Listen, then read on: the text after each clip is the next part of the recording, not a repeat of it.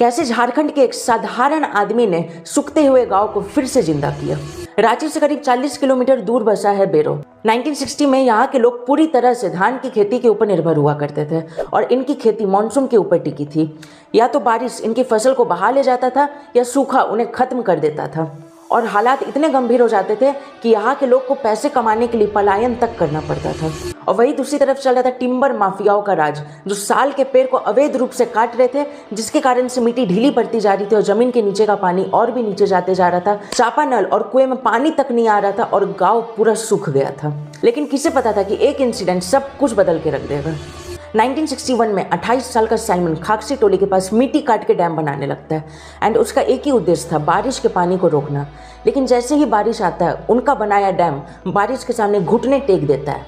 तब साइमन को समझ आया कि ये पानी सिर्फ मिट्टी से नहीं रुकेगा, उन्हें चाहिए एक मजबूत डैम और वहाँ के लोगों का साथ। और इसी साथ को पाने के लिए वे आसपास के गांव में गए, लोगों को मोटिवेट किए कि अगर वे आज इस बारिश के पानी को नहीं रोकेंगे तो कल चल के पैसे कमाने के लिए उनके बच्चों को भी पलायन करना पड़ेगा। और उनकी आंखों की सच्चाई ने सभी लोगों को एकजुट कर दिया।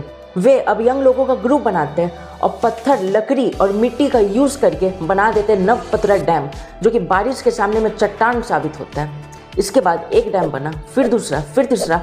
वे लगातार 3 डैम और 5 तालाब बनवाते हैं। इतना ही नहीं, वे अपने गांव बेरो का ढलान को देखते हुए एंड ग्रेविटी का यूज करते हुए डैम से मीलों दूर खेत तक पानी को पहुंचाते, वो भी बिना बिजली और मोटर का यूज किए। चूंकि अब खेत में पानी ठहरने लगा था, इसी कारण से वहाँ का ग्राउंड वाटर भी पहले से रिचार्ज होने लगा और जो चापानल और कुएं में पानी नहीं आता था, अब उसमें भी पानी आने लग गया। जो खेत पहले सिर्फ और सिर्फ सालाना 1 फसल देती थी, अब वही खेत सालाना 3-3 फसलें देने लगी और खेती इतनी बढ़ गई कि उसे बाहर रांची और राज्य से बाहर भी बेचा जाना संभव हो गया।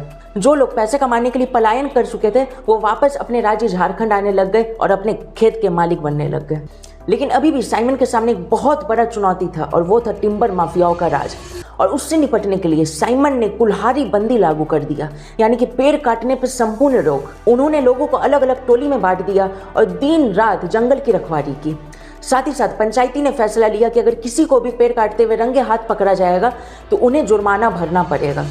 इतना ही नहीं, साइमन की सेना और माफियाओं के बीच कई बार भिड़ंत भी हुई, जिसमें गांव की एकजुटता ने साइमन की सेना को जिता दिया। साइमन ने 150 से 200 एकड़ बंजर एवं पथरीली जमीन को घने जंगल में बदल दिया, जो कि आज बहुत से जीव जंतुओं का भी घर है। और इसी सेल्फलेसनेस को देखते हुए सभी गांववासियों ने मिलकर आदिवासियों का सबसे ऊंचा सम्मान पढ़ा राजा की उपाधि साइमन को दिया और उन्हें सम्मान पूर्वक बुलाने लगे साइमन बाबा। एंड 2016 में इनके इसी मेहनत को देखते हुए देश के तत्कालीन राष्ट्रपति डॉक्टर प्रणब मुखर्जी इन्हें पद्मश्री से सम्मानित करते हैं।